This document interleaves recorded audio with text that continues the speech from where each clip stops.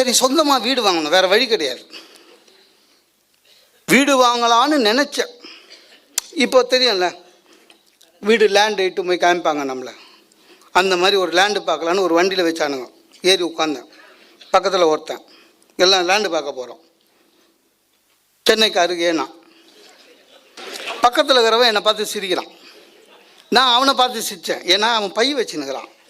நான் சொன்னேன், loose, land தானே பார்க்குறோம், என்ன பையில் பணமே எடுத்துன்னு வரான் அப்படின்னு பை வச்சுன்னுக்கிறாங்க.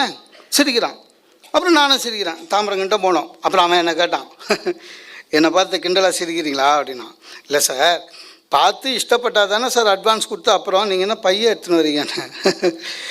சென்னைக்கு அருகேன்னு சொன்னாங்களா அப்படின்னா. ஆமாங்க லூஸு, எனக்கு சொந்த ஊர் விழுப்புரம், இந்த மெட்ராஸில் வேலை செய்கிறேன். சனிக்கிழமையான இந்த மாதிரி வண்டியில் ஏறி உட்காந்துருவேன். சென்னைக்கு அருகேன்னு இப்போ இந்த வண்டி நேராக விக்கிரவாண்டி வரையும் போகும்போது கும்பகோணம் காஃபியில் ஒரு காஃபி வாங்கி கொடுப்பானுங்க. குடிச்சிட்டு போயிட்டேன்னா விக்கிரவாண்டியில் இறங்கி நான் ஷேர் ஆட்டோவில் போயிடுவேன். அப்புறம் ஞாயிற்றுக்கிழமை வர வண்டியில் திரும்பி வந்துடுவேன்.